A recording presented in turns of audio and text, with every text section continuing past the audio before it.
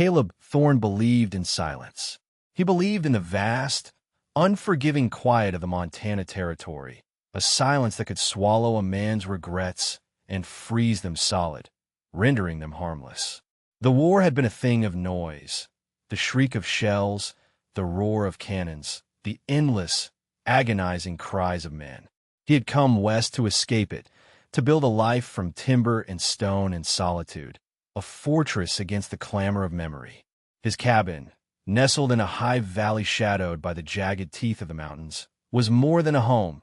It was a sanctuary, its sturdy log walls a physical manifestation of the barriers he had erected around his heart. The wind was the only voice he tolerated. It spoke a language he understood, a language of changing seasons and impending storms.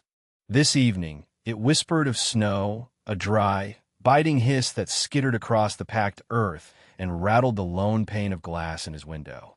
He stood on his small porch, a mug of bitter coffee warming his calloused hands, and watched the sun bleed its last colors across the horizon. The sky was a canvas of bruised purple and angry orange, a beautiful, violent farewell to the day. He drew the cold air deep into his lungs. It was clean. It was empty. It was peace. Inside, a fire crackled in the stone hearth he had built with his own hands, each rock chosen and set with methodical precision. The cabin was a testament to his self-reliance. A single room, a bed in one corner, a table and two chairs he rarely used in the center, and shelves stocked with enough dried meat, flour, and beans to see him through the winter. It was a simple existence, pared down to the essentials of survival, and it was all he wanted. He had buried his brother in the red clay of Georgia, had watched the light fade from too many eyes to count. Connection was a liability, a weakness that invited pain. Here, there was no one to lose.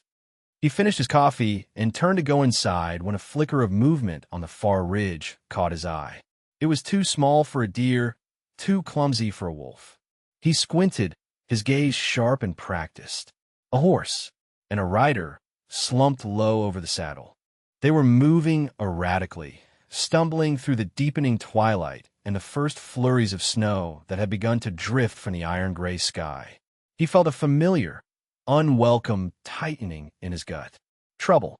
Trouble was a contagion from the world he had left behind, and it was heading straight for his door. His first instinct, honed by years of willed isolation, was to step back inside, bar the door, and let the wilderness claim what it would. It was not his concern. He had made no promises to the world or anyone in it. But then the horse faltered, its legs buckling in the rising drifts. The rider pitched forward, a small, dark shape swallowed by the sudden whiteness of the ground. Caleb cursed, the sound a harsh rasp in the frigid air. He had made one promise, not to the world, but to himself on a field slick with blood and rain. He had promised he would never leave a body behind, never leave someone to the mercy of the elements. It was a soldier's creed, a ghost he could not outrun. The wind was howling now, a wounded animal of a sound, and the snow was coming down in thick, blinding sheets. The world had vanished into a swirling vortex of white. He pulled his hat down low, wrapped a scarf over the lower half of his face, and strode toward the barn. His horse, a sturdy gelding named Boulder, nickered softly as he entered the relative warmth. Caleb worked with grim efficiency, saddling the animal and tying a coil of rope to the horn. He did not want to do this. Every step he took away from his cabin felt like a betrayal of the peace he had so painstakingly built. But the image of that dark shape in the snow was burned into his mind. He could not leave it. The silence he craved would be shattered forever by the ghost of a choice not made. He mounted Boulder and rode into the teeth of the blizzard. Eliza Monroe had never known such cold. It was a living thing, a predator with icy claws that had torn through her woolen coat and sunk deep into her bones. Her world had compressed to the shuddering breaths of her mare, Promise, and the blinding swirl of white that erased the land, the sky, and any hope of direction. She had been fleeing redemption, fleeing the suffocating grip of Silas Blackwood and the father who had sold her like a piece of livestock. She had packed what little she could, a few coins, a change of clothes, and a fierce, desperate will to be free. She had thought she could outrun the storm. She had been wrong. Promise stumbled, her strength finally giving out.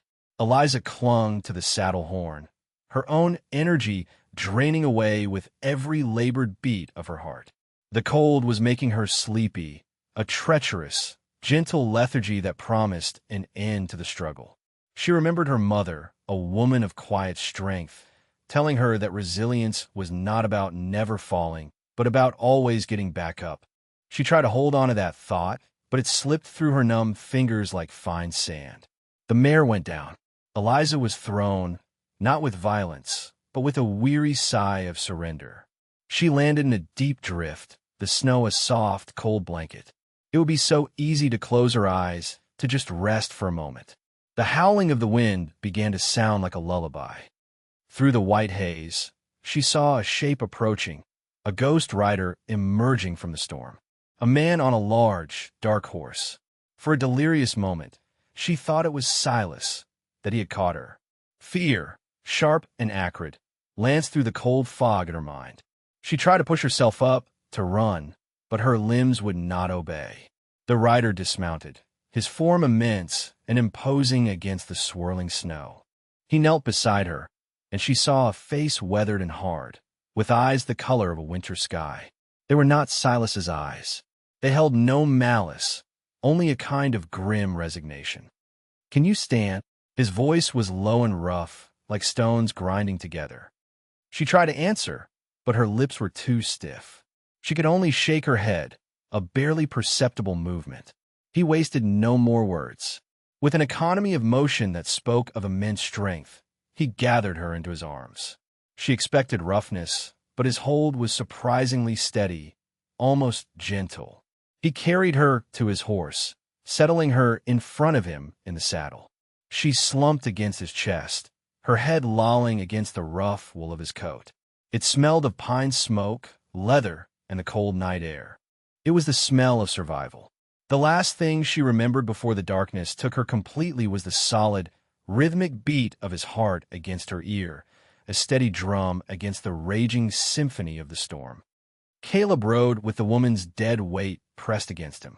She was lighter than he expected, fragile as a bird.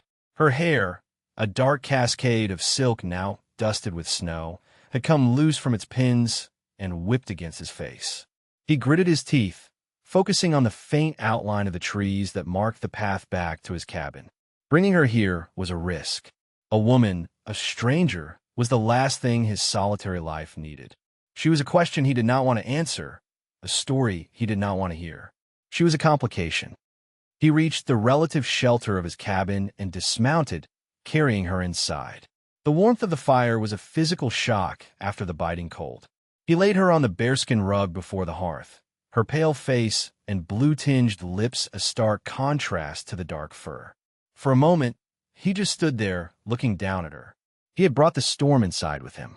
He saw to her horse first, rubbing the poor creature down and giving it a mash of warm oats in the barn. It was a fine mare, just exhausted. Duty done. He returned to the cabin and the woman who now occupied its center. He worked methodically, his actions detached and practical. He pulled off her soaked gloves and boots, chafing her frozen hands and feet until some color returned. Her dress was damp, and he knew if he left her in it, the chill would settle deeper. He hesitated for only a second before unfastening the tiny buttons at her back. His fingers, thick and clumsy from a life of hard labor, fumbled with the delicate fabric. He pulled the dress away, averting his eyes from the sight of her in her chemise and corset, and wrapped her tightly in a heavy wool blanket from his bed. He propped her head on a pillow and then went about brewing a pot of strong, hot coffee, lacing it with a splash of whiskey from a bottle he kept for medicinal purposes. When she finally stirred, her eyes fluttered open. They were a startling shade of green, like new leaves in spring, and they were filled with a disoriented fear. "Where am I?" she whispered, her voice a dry rasp. "My cabin," he said, his tone flat. He knelt and held the tin mug of coffee to her lips. "Drink this. It's safe." She looked at him, her gaze searching his face, and then she seemed to make a decision. She trusted him. She took a few tentative sips, the hot liquid tracing a path of warmth through her chill body. The whiskey made her cough, but it also ignited a small fire in her belly. My horse, promise, in the barn. She's fine. Relief washed over her features, softening them. Thank you. He just nodded, standing up and moving back to the far side of the room, putting distance between them. He felt like a caged animal, his small, orderly world suddenly invaded. He stoked the fire, the action sharp and aggressive. The storm will last a few days, he stated, not looking at her. You can stay until it breaks. Then you'll need to be on your way. Eliza pulled the blanket tighter around her shoulders, the man's brusque words a stark contrast to his earlier care. He had saved her life, yet he spoke as if her presence were an intolerable burden. She looked around the cabin. It was Spartan, impeccably clean, and intensely masculine. A rifle rested on pegs above the mantelpiece, and a set of worn leather-bound books sat on a small, hand-carved shelf. It was the home of a man who was used to being alone, who preferred it. My name is Eliza Monroe, she said, her voice a little stronger now. He glanced over his shoulder. Caleb Thorne, he offered no more. An awkward silence descended, broken only by the crackle of the fire and the ceaseless howl of the wind outside. Eliza felt a profound sense of dislocation. She had fled one cage only to find herself in another, trapped by a blizzard with a silent, brooding stranger. But this cage felt different. It was a place of safety, of warmth. And its keeper, for all his gruffness, had shown her a kindness she had not experienced in a very long time. She watched him move about the small space, his motions efficient and sure. He was a man rooted to this place, as solid and unyielding as the mountains that surrounded them. And for the first time in days, despite the storm and the uncertainty of her future, Eliza felt a flicker of something she had thought long lost. Hope. The blizzard raged for 3 days, a relentless assault of wind and snow that sealed the small cabin off from the rest of the world. For Caleb, it felt as though the walls were closing in, the space shrinking with every breath the woman took. Her presence was a constant, quiet disruption to the rhythms he had so carefully cultivated.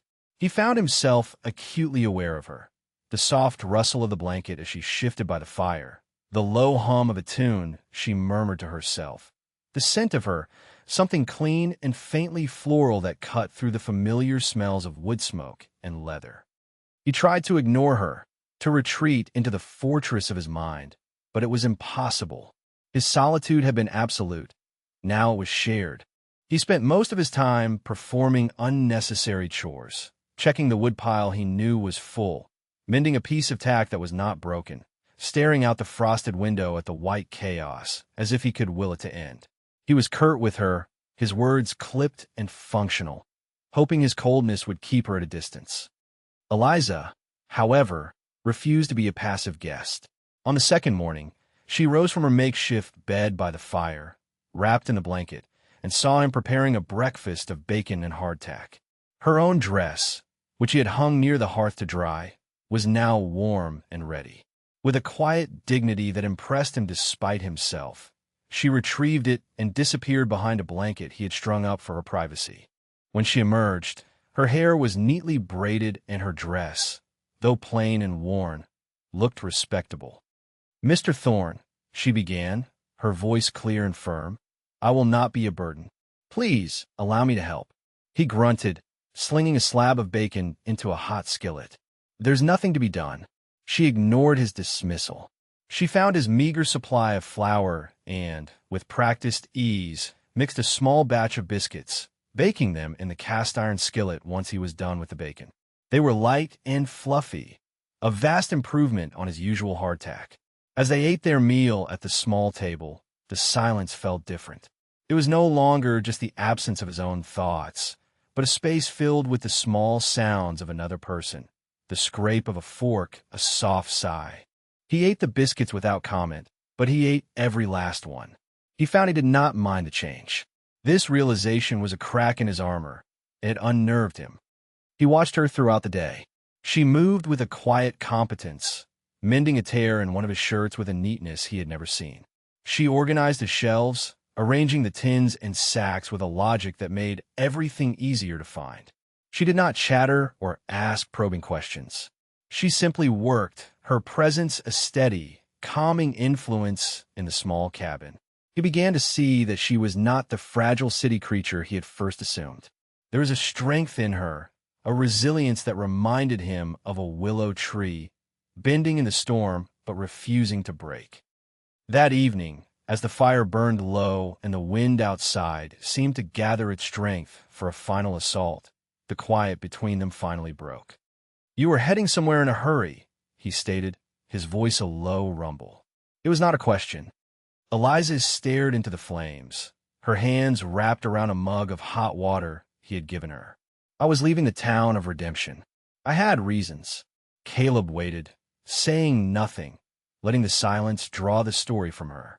He had learned in the war that sometimes the best way to get a man to talk was to offer him an empty space to fill.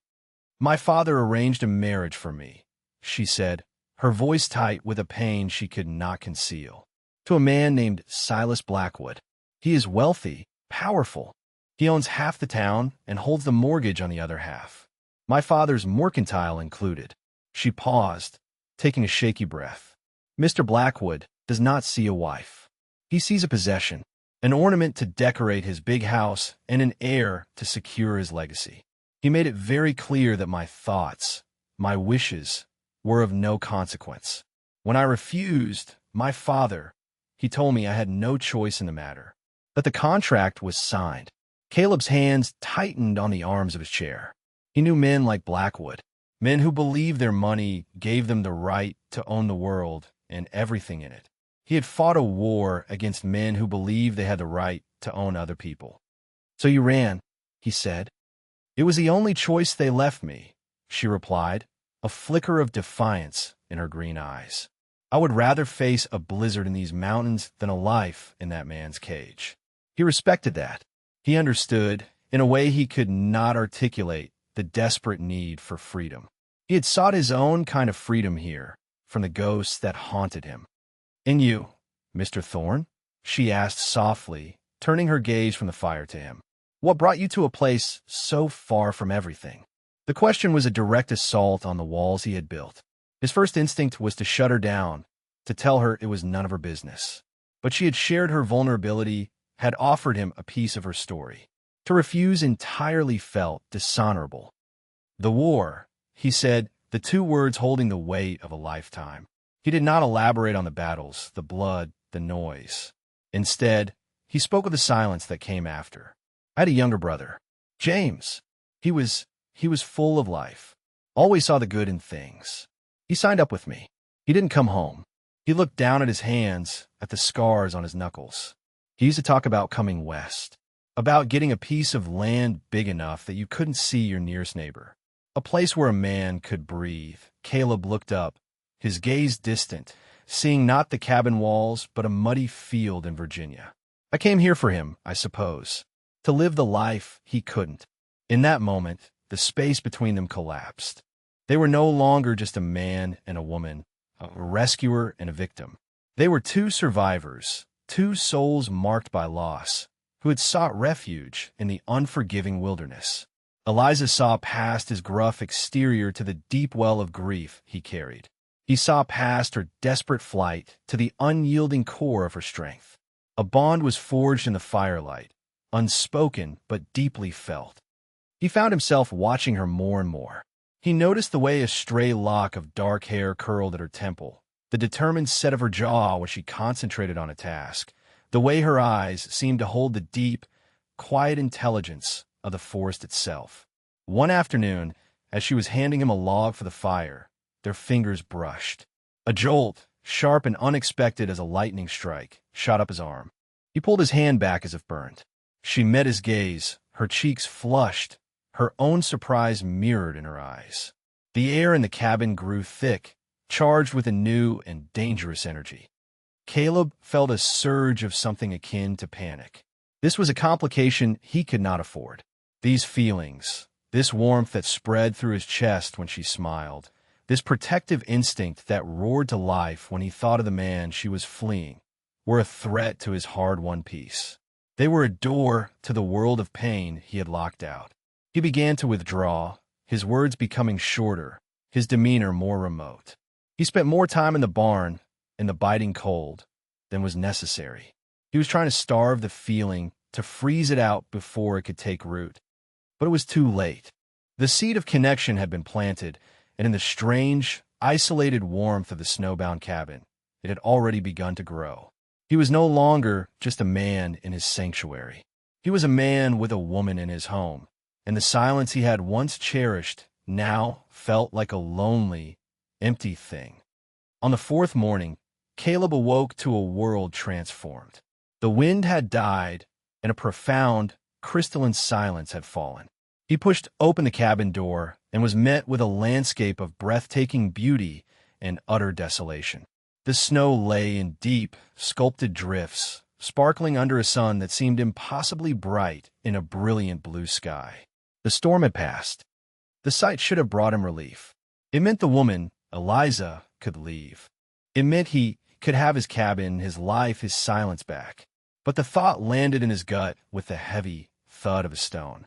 He found he was not eager for her to go. The realization sat uneasily within him, a truth he was not yet ready to confront. Eliza stood beside him in the doorway, pulling her shawl tighter against the crisp air. "It's beautiful," she breathed, her voice filled with awe. He could only grunt in response, his inner turmoil making him sullen. He spent the morning clearing a path to the barn and checking on the animals. Eliza, sensing his withdrawal, kept her distance, preparing a simple meal and packing her small bundle of belongings. The comfortable routine they had established was broken, replaced by the tense, unspoken reality of her impending departure. He was checking the cinch on her mare's saddle when he heard the sound of approaching horses. It was too soon for any circuit rider or trapper. A knot of unease tightened in his stomach. He stepped out of the barn, squinting against the glare of the sun on the snow. 3 riders were making their way up the valley.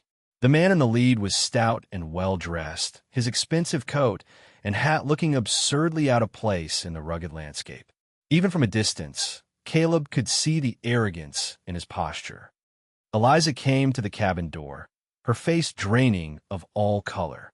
"It's him," she whispered, her voice trembling. Silas Blackwood. Caleb's hand went instinctively to the pistol holstered at his hip. Everything in him stilled, his focus narrowing to the approaching threat. The soldier in him, the part he had tried to bury, took command. He gave Eliza a sharp, commanding look. "Get inside. Stay away from the window." She hesitated for only a second before obeying, disappearing into the dark interior of the cabin. Caleb walked slowly to the center of the cleared yard, his boots crunching in the snow. He stood there, a solitary, unmoving figure, and waited. Blackwood and his 2 hired men reined in their horses a few yards away. The 2 men on either side of him were rough-looking, their hands resting near their guns. Blackwood surveyed the homestead with a contemptuous sneer, his gaze lingering on the sturdy cabin before finally settling on Caleb. "You there," Blackwood called out, his voice a rich baritone accustomed to being obeyed. "I'm looking for someone. A woman. She would have come through here a few days ago, before the storm." Caleb remained silent, his face an impassive mask. He let Blackwood do the talking, gathering information. "She's my fiancée," Blackwood continued, infusing the word with a sense of ownership. "A bit flighty, prone to hysterics. Stole a horse and ran off. I'm simply here to retrieve my property," he smiled, a cold, thin-lipped expression that did not reach his eyes. "There's a reward for any information leading to her return." The casual way he referred to Eliza as property ignited a cold fire in Caleb's chest. He thought of her quiet dignity, her resilient strength.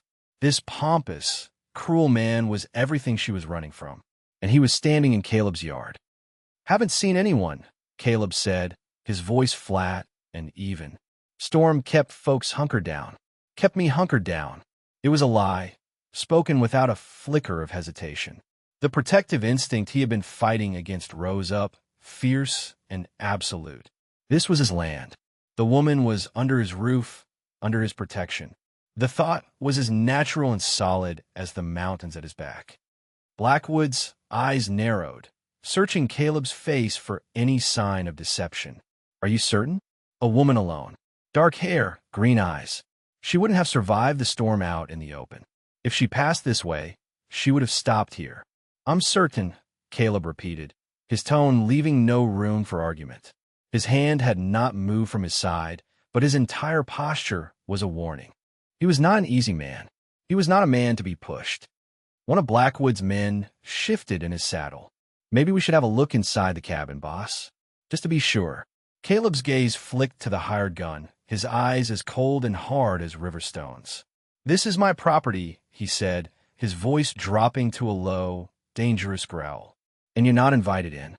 A tense silence fell over the snowy yard. The only sound was the snorting of the horses and the faint drip of melting snow from the barn roof.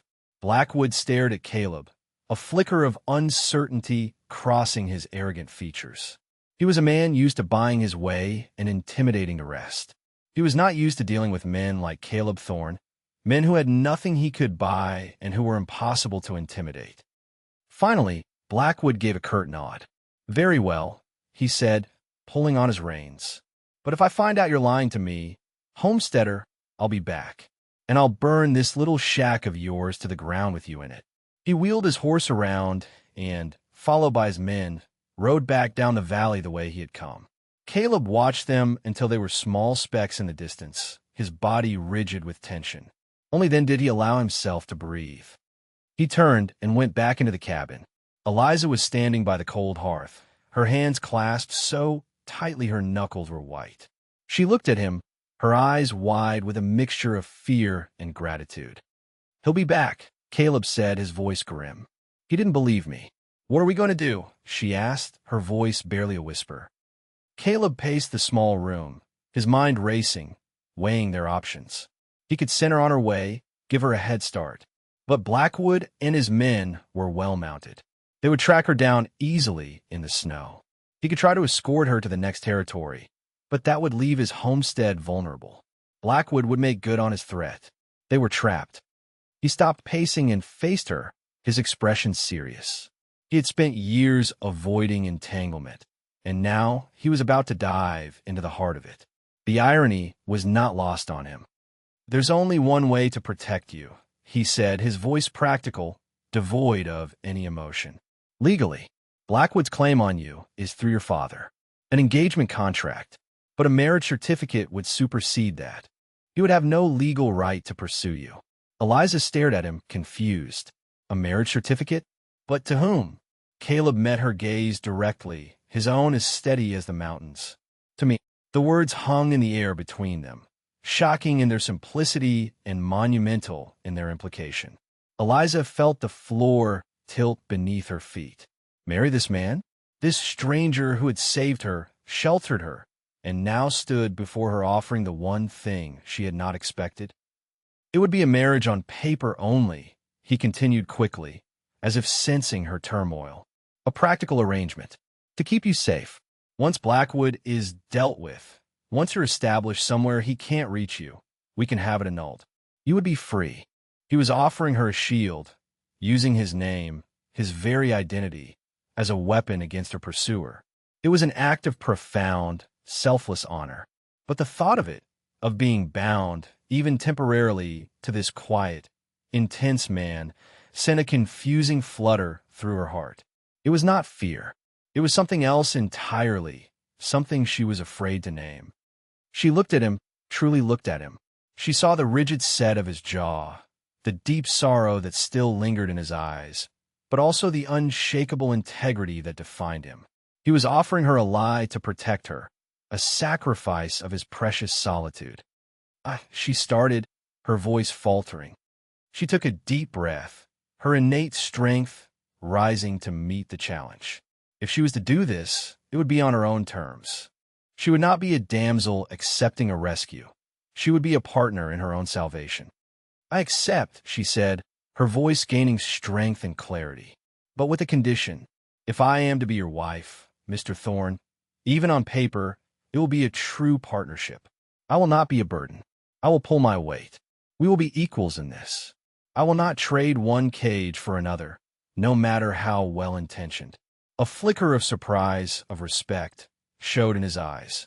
He had offered a simple solution, and she had met him with a complex demand for dignity. He found himself admiring her for it. He gave a single, sharp nod. Equals, he agreed. They rode for redemption the next morning, leaving early to avoid being seen. The journey was tense, every shadow on the trail seeming to hold a threat. Caleb's rifle rested across his lap, and his gaze constantly scanned their surroundings. Eliza rode beside him, her back straight, her fear hidden behind a mask of calm determination. They spoke little, the weight of their decision settling between them. This was no romantic elopement. It was a desperate gambit, a strategic maneuver in a battle for her freedom. Redemption was a dusty collection of false-fronted buildings huddled along a single main street.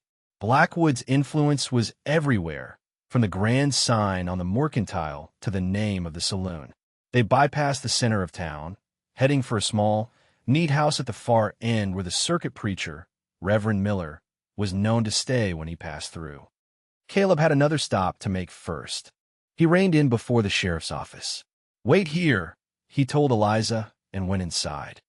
Sheriff Brody was an older man, with a weathered face and kind, perceptive eyes. He listened to Caleb's terse, edited version of the story. A woman fleeing an unwanted arrangement, a powerful man making threats without interruption. "Silas Blackwood is a snake," Brody said when Caleb had finished, "but a rich and powerful snake. The law in this town tends to bend in his direction. A marriage license, though," he stroked his chin thoughtfully. "That's a legal fact even he can't easily ignore. It's a bold move, Thorne. You sure you know what you're getting into?" "I'm sure," Caleb said. "All right then," the sheriff sighed. "My wife and I will stand as your witnesses. Seems the least we can do." Reverend Miller was a gentle, silver-haired man who greeted them with a warm smile. He seemed to sense the urgency of their situation and asked no prying questions. The ceremony was held in his small, book-lined parlor, with Sheriff Brody and his quiet, sturdy wife Martha at their side. The preacher's words, meant to be spoken in grand churches, felt strange and momentous in the quiet room. Eliza stood beside Caleb, her hands trembling slightly. She was acutely aware of his presence next to her, his solid warmth a stark contrast to the cold fear that had been her constant companion. When it was time for the vows, her voice was a clear, steady thread in the quiet room. Caleb's responses were low and rough, but firm. He was making a promise, and she knew, with an unshakable certainty, that he was a man who kept his promises. Then the preacher smiled.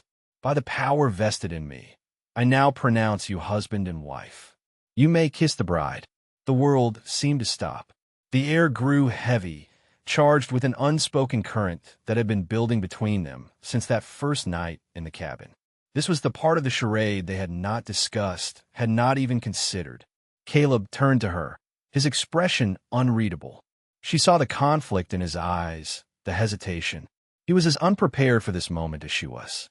Slowly, he leaned down. His calloused hand came up to cup her jaw, his touch surprisingly gentle. He paused for a heartbeat, his gaze locked on hers, and then he pressed his lips to hers. The kiss was brief, chaste, and utterly devastating. It was not a kiss of passion, but of promise. It was the sealing of a pact, a solemn acknowledgement of the new reality that bound them together. It sent a tremor through Eliza's entire being, a deep, resonant chord of emotion that was both terrifying and exhilarating. When he pulled away, the space between them felt different, permanently altered. They were no longer just allies. They were husband and wife. The lie had suddenly become a powerful and complicated truth. They left town as quickly and quietly as they had arrived, the marriage certificate tucked safely in Caleb's saddlebag. The ride back to the homestead was even quieter than the journey in. The chaste kiss in the preacher's parlor had changed everything. It had shattered the pretense of a purely practical arrangement, leaving them both exposed and uncertain. Caleb rode with a rigid straightness in his spine, his gaze fixed on the trail ahead, but his mind was in turmoil. He could still feel the impossible softness of her lips, the faint, startled breath she had taken. The kiss had been a formality, a piece of the performance, but it had felt more real than anything he had experienced in years. It had felt like coming home after a long and bitter exile, and that scared him more than Blackwood's threats ever could. Eliza rode beside him, her own thoughts a whirlwind. She was Mrs. Thorne. The name felt foreign on her tongue, yet strangely fitting. She glanced at the man beside her, at his strong profile and the resolute set of his jaw. He had bound himself to her troubles, with a vow. She had agreed to the marriage as a means of survival, a shield. But the brief, searing contact of his lips had awakened something within her, a longing for the comfort and safety she felt in his presence to be more than just a temporary arrangement. She was ashamed of the thought of wanting more from a man who had already given so much, a man who cherished his solitude above all else. When they reached the cabin, the sun was setting, painting the snow-covered peaks in hues of rose and gold. The beauty of it was lost on them. An awkward tension filled the small space as they moved about the evening chores. They were husband and wife, yet they were still strangers, circling each other cautiously in the confines of their new reality. That night, Caleb laid his own bedroll by the fire and insisted she take his bed. It was a gesture of respect, but it was also a statement, a line drawn between them. This was a marriage in name, not in fact. Eliza accepted without argument, though a pang of disappointment, swift and sharp, struck her heart. The next day passed in a state of strained domesticity. They worked together, falling back into the rhythm they had established during the storm, but now there was a new awareness between them. Every accidental brush of hands, every shared glance, was charged with unspoken meaning. They were waiting. They both knew Blackwood would not accept defeat so easily. The marriage license was a legal barrier, but Silas Blackwood was not a man who let the law stand in his way. He operated on the principles of power and possession, and they had defied him on both counts. The attack came at dusk 2 days later. Caleb had just finished seeing to the animals in the barn. As he stepped out into the twilight, a rifle shot cracked through the evening quiet, splintering the wood of the doorframe inches from his head. He dove back into the barn, drawing his pistol as he hit the ground. 2 men, Blackwood's hired guns, were advancing from the cover of the trees, firing toward the barn. Inside the cabin, Eliza heard the shot, and her blood ran cold. She raced to the window and saw the 2 men moving toward the barn, their intentions clear. And from the other side of the clearing, Silas Blackwood himself was striding toward the cabin, his face a mask of smug fury. He believed Caleb was trapped, that she was his for the taking. Fear seized her, but it was immediately followed by a wave of cold, clear anger. She would not be a prize to be won. She would not hide and wait to be rescued. She was Caleb's partner. She had insisted on it. Her gaze fell upon the spare shotgun Caleb kept mounted over the fireplace. Her father had taught her to shoot years ago for hunting rabbits and grouse. Her hands did not tremble as she took it down. She checked the load, her movements sure and steady. In the barn, Caleb was pinned down. He exchanged fire with the 2 men, but he was outnumbered. He needed to get back to the cabin to protect Eliza, but he couldn't risk breaking cover. One of the men was circling around the side, trying to get a better angle. Caleb knew he had only seconds before he would be caught in a crossfire. Just then, the front door of the cabin flew open. Eliza stepped onto the porch, the shotgun raised to her shoulder. Blackwood, who was only a few yards away, stopped in his tracks, his arrogant smile faltering in shock. "Get back in the house, Eliza!" Caleb roared from the barn. She ignored him. Her focus was absolute. She aimed not at Blackwood, but at the ground near his feet, and pulled the trigger. The shotgun boomed, the sound echoing across the valley. The buckshot tore up the snow and dirt, making Blackwood cry out and stumble backward in alarm. It was not a killing shot, but it was a declaration. She was not helpless. The diversion was all Caleb needed. As the 2 hired guns turned their attention toward the cabin, startled by the second weapon, Caleb burst from the barn, firing his pistol. One of the men cried out and dropped his rifle, clutching a wounded shoulder. The other, seeing the tables had turned, hesitated. It was in that moment that more riders appeared, cresting the ridge at a gallop. It was Sheriff Brody and a posse of 3 deputies. Brody had been as good as his word. He had kept an eye on Blackwood, and when he saw him ride out with his men, he had followed. "Drop your weapons, Blackwood," Brody yelled, his voice carrying the full authority of the law. "It's over." Caught between Caleb's pistol and the sheriff's posse, the remaining hired gun threw his hands in the air. But Blackwood was consumed by a mad rage. He had been thwarted, humiliated. He drew his own pistol and, with a guttural cry, aimed it at Caleb. Before he could fire, a single shot rang out from Brody's position. Blackwood stiffened, a look of profound surprise on his face. He dropped his pistol in the snow and collapsed, his reign of tyranny ending in the dirt of the homestead he had sought to destroy. The threat was neutralized permanently. A heavy silence fell over the clearing, broken only by the groans of the wounded man and the stamping of the horses. The smoke from the guns hung in the cold, still air. Sheriff Brody and his men moved in, securing the prisoners and tending to the dead. Amid the chaos, Caleb's eyes found Eliza. She was still standing on the porch, the heavy shotgun now lowered, her face pale, but her expression resolute. He walked toward her, his long strides eating up the distance between them.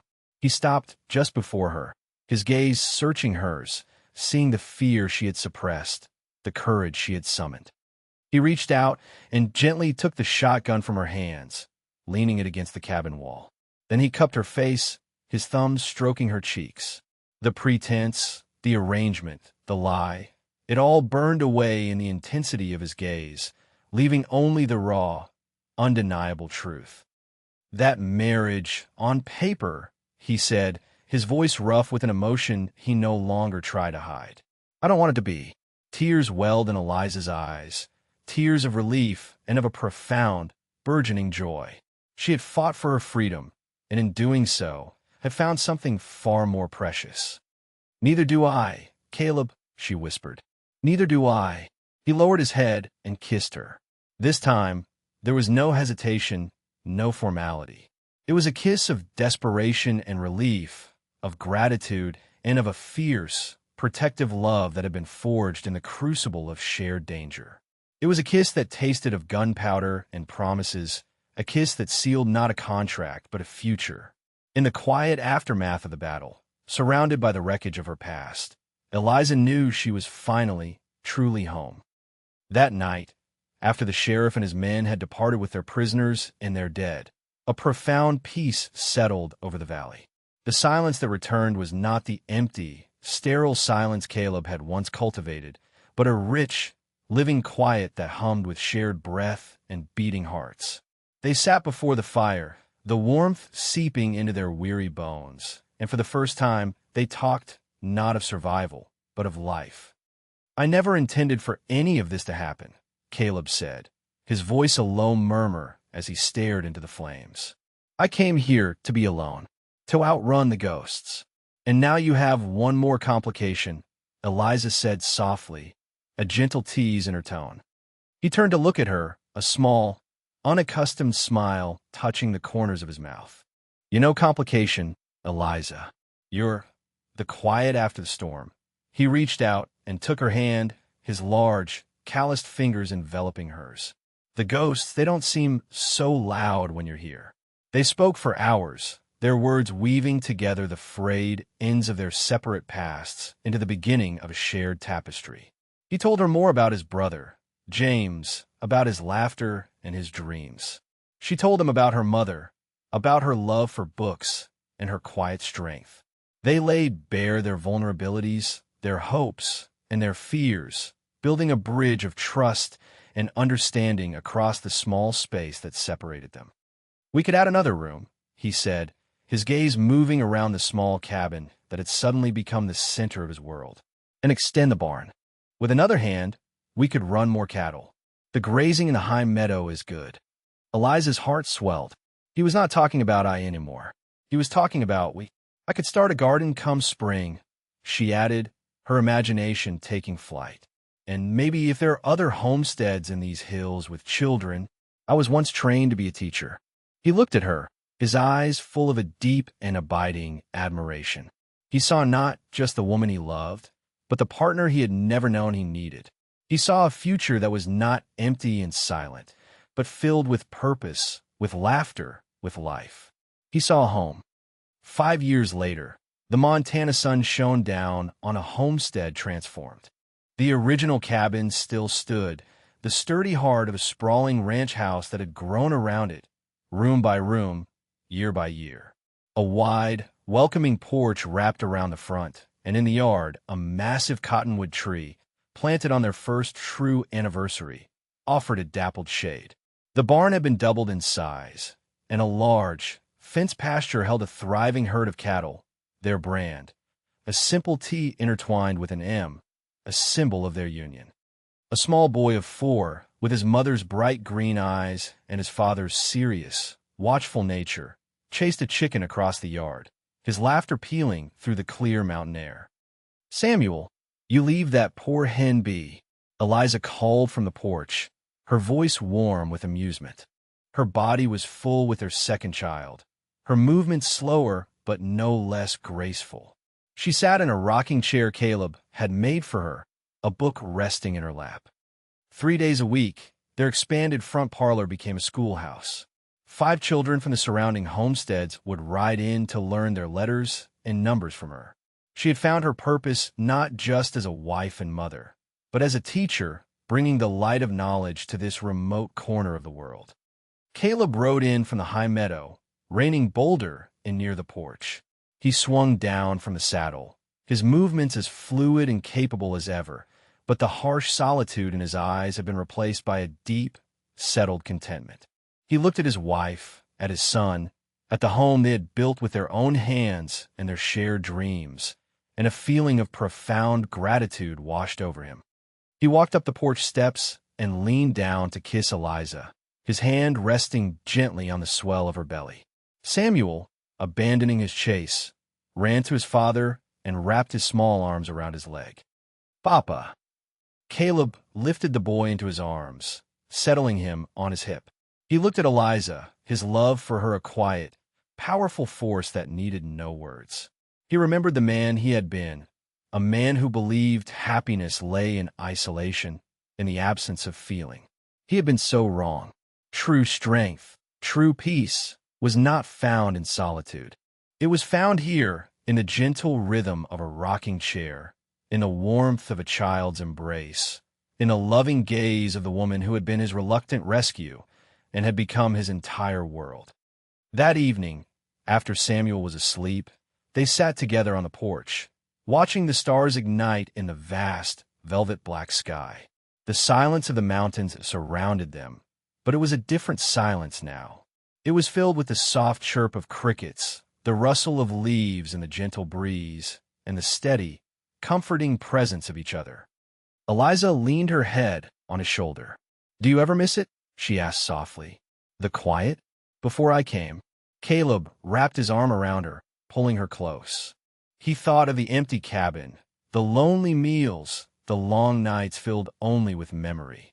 He had wished for silence, and the world had answered with a blizzard that brought him a life he could never have imagined.